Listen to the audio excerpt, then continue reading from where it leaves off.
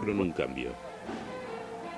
Con anterioridad, los blancos habían instigado revueltas y las habían usado como medio de opresión racial. Pero en los años 60 se convirtieron en una expresión del descontento negro. Cuando la Declaración de los Derechos Humanos de 1964 otorgó los mismos derechos a todas las razas, empezaron a introducirse cambios lentamente. Los afroamericanos seguían reprimidos por los prejuicios y la desigualdad, así que se manifestaron contra la discriminación. Crímenes del siglo XXI analiza ahora 3 asesinatos por prejuicios. En 1964, 3 defensores de los derechos civiles fueron asesinados por el Ku Klux Klan. Durante la Segunda Guerra Mundial, millones de judíos murieron a manos de nazis fanáticos como Klaus Barbie. Y en 1993, Colin Ireland asesinó a 5 homosexuales en Londres.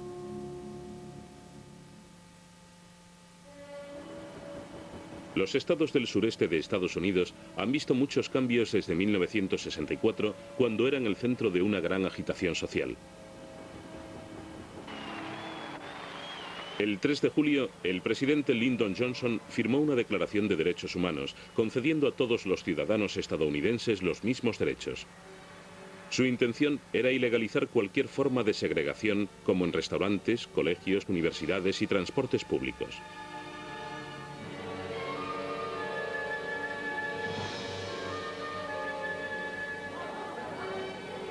Estados como Mississippi y Alabama tendrían que enfrentarse a su legado de odio racial. Pero la llegada de la igualdad trajo celos e ira a la región. Michael Schwerner, Andrew Goodman y James Cheney trabajaban en favor de los derechos civiles en el condado de Nashua, Mississippi, cuando desaparecieron el 21 de junio de 1964. Aquella mañana visitaron las ruinas quemadas de la iglesia de Mount Zion en Landale. Los racistas de la zona no querían que se llevase a cabo un programa de alfabetización. A su regreso, la policía local les detuvo por exceso de velocidad. Después de soltarles, nunca se les volvió a ver. Su furgoneta apareció al día siguiente, pero los representantes de la ley parecían indiferentes. Intervino el FBI. Siguiendo un soplo, excavaron junto a un embalse donde encontraron los 3 cadáveres. El 4 de diciembre, el FBI detuvo al sheriff, a su ayudante y a 19 personas más, acusándoles de violación de los derechos civiles. El sheriff, Lawrence Rainey, parecía convencido de que saldría impune. Pero en el llamado juicio de la quema del Mississippi salió la verdad. El Ku Klux Klan había seguido a los trabajadores tras su liberación y les había matado a tiros. A pesar de las pruebas contra ellos, 8 de los acusados, incluido el sheriff Rainey, fueron absueltos. Al final ninguno fue procesado por los asesinatos. El ayudante del sheriff, Cecil Price, y otros 6 fueron declarados culpables de violación de los derechos humanos, pero se les puso en libertad inmediatamente con una fianza de 5.000 euros. El fracaso en garantizar una condena por asesinato fue un duro golpe en la lucha por los derechos civiles. La guerra civil puso fin a la esclavitud, pero también trajo una incómoda tensión racial. Los estados del sur mantenían el control imponiendo una estricta segregación racial.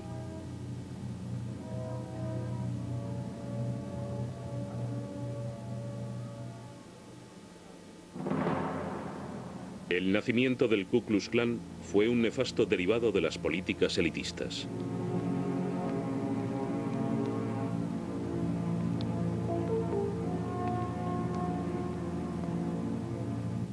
El Klan lo habían legalizado los medios de comunicación, como la película de D.W. Griffith, El nacimiento de una nación, de 1915, que se aprovechaba de los miedos de la supremacía blanca ante el desafío negro. En la primera mitad del siglo XX, los hombres del Klan elaboraron su propia justicia y los linchamientos eran comunes. En 1925, en la cúspide de su poder, 40.000 miembros del Klan marcharon por las calles de Washington. En 1963, las cosas empezaron a cambiar gracias a los esfuerzos de defensores de los derechos civiles como Martin Luther King, hijo. El 28 de agosto hubo otra marcha.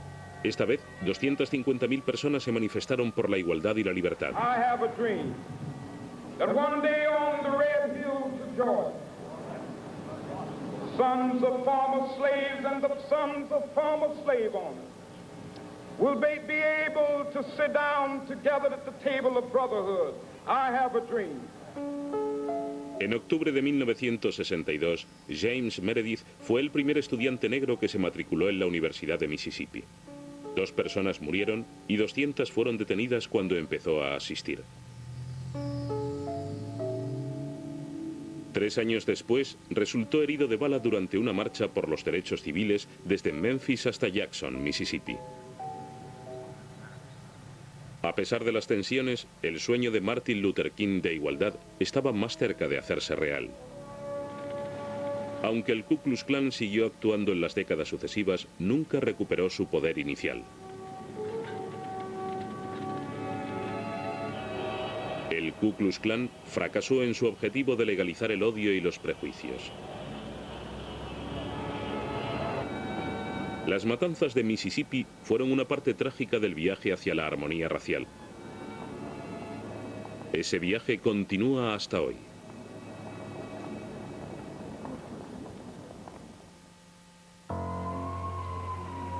En la búsqueda de la justicia todavía se da caza a asesinos del pasado. Klaus Barbie fue llevado a juicio por las atrocidades cometidas durante la Segunda Guerra Mundial.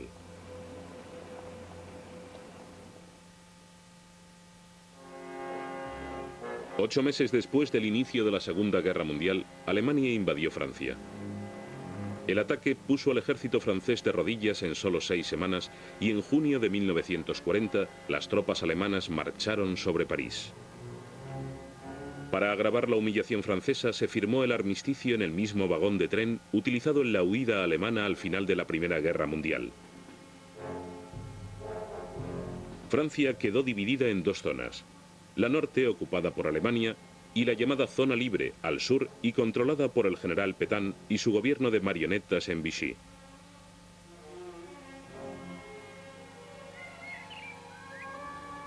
Desde Londres, el exiliado general Charles de Gaulle se organizó contra los colaboradores de los nazis. Lideró un grupo disidente de nacionalistas conocido como los franceses libres. La ciudad de Lyon, al sur de la Zona Libre, se convirtió en la capital de la resistencia francesa. Desde su red de callejones oscuros, agentes secretos organizaron el sabotaje al mando nazi. Para combatir esta amenaza, los alemanes enviaron a Klaus Barbie. Se hizo famoso por su crueldad y se le apodó el carnicero de Lyon. Klaus Barbie nació en Alemania en 1913. A los 20 años entró en las juventudes hitlerianas. Tras superar las pruebas de pureza racial y médica, se alistó en las SS. En 1942 trasladaron a Klaus Barbie a Lyon como jefe de la Gestapo. Barbie limpió la ciudad de sospechosos de simpatizar con la resistencia y de judíos. Llevó a cabo interrogatorios brutales. Los supervivientes, como el exmiembro de la resistencia Ramón Aubrac, recuerdan a un hombre que usaba el poder del partido nazi para sus propios y sádicos fines. Barbie no es un gran jefe, no es un general, no es un oficial de alto rango, pero representa el terror que los nazis lograron imponer sobre los franceses. El mayor triunfo de Barbie fue su supuesta implicación en la detención y posterior muerte de Jean Moulin. Moulin jugó un papel clave en la resistencia y fue el embajador de Gaulle en Francia. En junio de 1943, líderes de la resistencia se reunieron en su casa de las afueras de Lyon. Fueron capturados por la Gestapo bajo el mando de Klaus Barbie. En la cárcel de Lyon, Barbie torturó a Moulin durante varios días hasta que murió. Muchos judíos franceses habían huido al sur de Lyon al comienzo de la ocupación alemana. Pero la Gestapo de Barbie detuvo a familias judías y les dijo que iban a deportarles. En lugar de eso, les metieron en tropel en vagones de tren y les enviaron a morir en campos de concentración.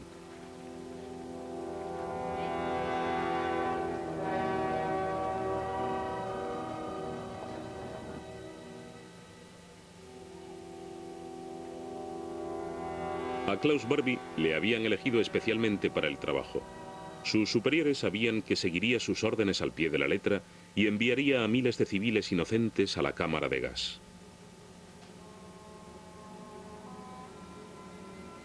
Barbie parecía disfrutar de su trabajo.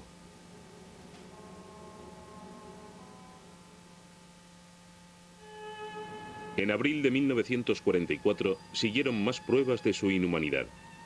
2 camiones llegaron hasta el edificio más grande del pueblo, que se había utilizado como escuela y refugio para niños judíos. Metieron a niños incluso de 3 años en los camiones. Les llevaron a Auschwitz.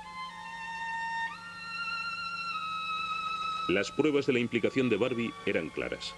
Un telex recibido en el cuartel general de la Gestapo en París aquella tarde decía: el hogar de los niños judíos se cerró esta mañana. Arrestamos a un total de 41 niños de entre 3 y 13 años. Estaba firmado por Barbie. Al final de la guerra, la cuenta de Barbie ascendía a más de 4.000 muertos y unos 7.000 deportados. Se le catalogó como uno de los mayores criminales de guerra y fue buscado por asesinato y tortura en Lyon. En la cumbre de la Guerra Fría, las habilidades de los exagentes de la Gestapo se hicieron de repente útiles. Klaus Barbie trabajó para Estados Unidos, como recuerda el mayor Eugene Kolb del CIC, Centro de Información de Combate. Lo único que sabíamos de Barbie, y lo que nos avergonzaba, era que había sido oficial de la Gestapo.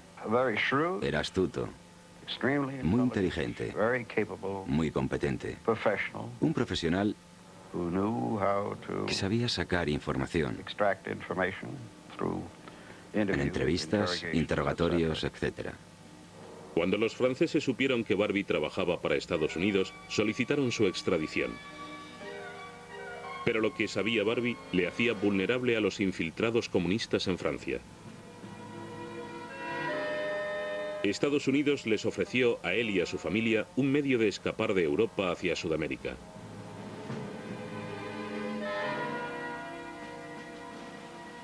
Le dieron $5.000 y un nuevo nombre: Klaus Oltmann.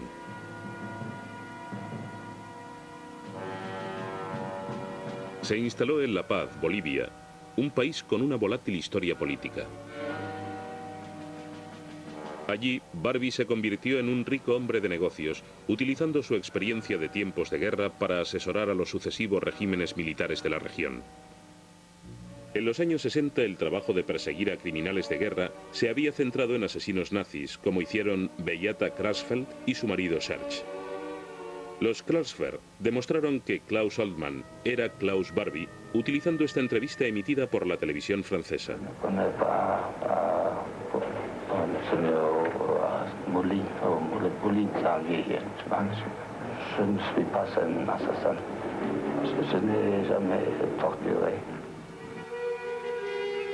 En 1983, Barbie fue expulsado de Bolivia, devuelto a Lyon y acusado de crímenes contra la humanidad. El juicio de Barbie empezó en mayo de 1987. Fue declarado culpable y condenado a cadena perpetua. Murió de cáncer en 1991.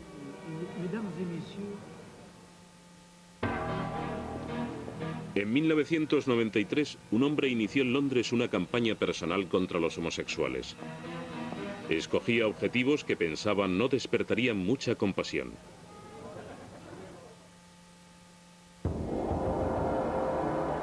La zona del Soho de Londres es conocida por su ambiente homosexual.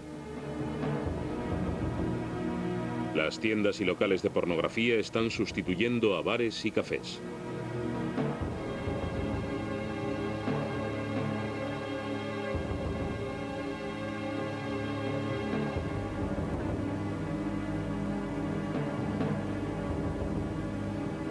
Las leyes británicas que prohibían el sexo homosexual se revocaron en 1967.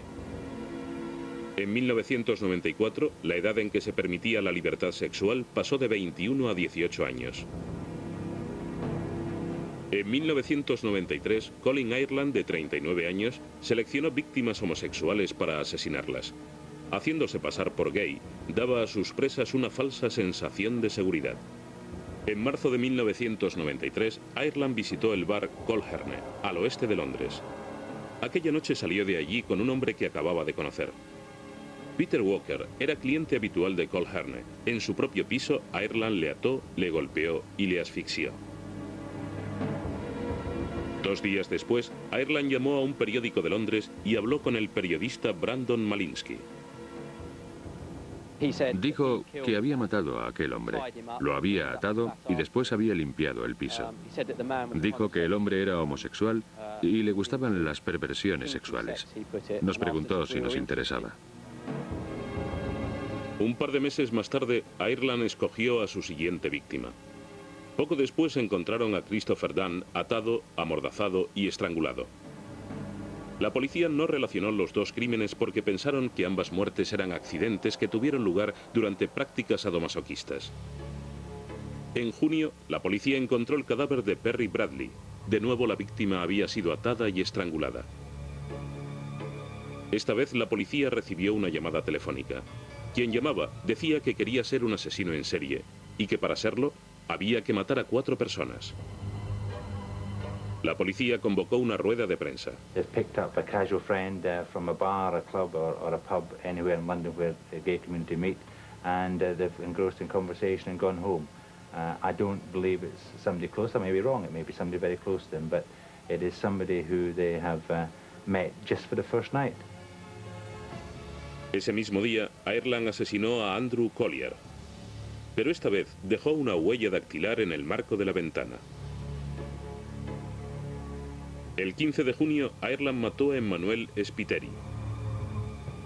Encontraron su cuerpo en su casa del sur de Londres. La policía convocó otra rueda de prensa para advertir a la comunidad gay de Londres.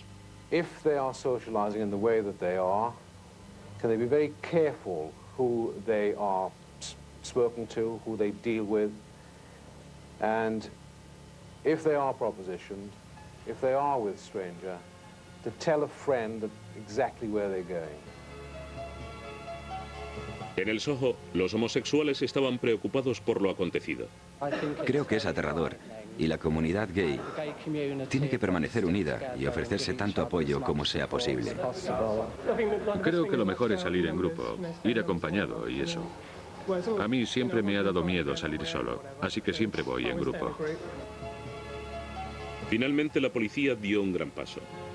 Cámaras de televisión de un circuito cerrado en la estación de Charing Cross de Londres grabaron a Spiteri subiendo a un tren en compañía de un hombre no identificado. Ireland fue después a la policía con su abogado reconociendo que era él el hombre de la grabación del circuito cerrado. Sus huellas encajaban con la del marco de la ventana de Spiteri y la policía lo detuvo. Ireland confesó los 5 asesinatos. En ningún momento entendimos claramente cómo había empezado todo. Al parecer había un sentimiento de aversión hacia la raza humana, pero no logramos averiguar el origen de todo esto. Un antiguo compañero de Ireland, Richard Hicks, hizo estas declaraciones. Todos los indicios estaban ahí. Estaba terriblemente solo. Era tremendamente infeliz. Muy poca gente se relacionaba con él. Tenía un conflicto. Hablaba mucho sobre ello cuando estábamos casados. La exmujer de Ireland, Virginia Summit, también habló. Decía que era como una fuerza maligna. Colin Ireland se declaró culpable de 5 cargos de asesinato. En diciembre de 1993, en el Old Bailey, el juez Sachs condenó a Ireland a 5 cadenas perpetuas. Llevarse una vida humana es una atrocidad, dijo el juez. Llevarse 5 es una matanza. Los prejuicios han sido con frecuencia origen de asesinatos y violencia. En 1960, disturbios raciales barrieron el país. A lo largo del siglo XX, el Ku Klux Klan dirigió campañas asesinas basadas en el miedo y el odio.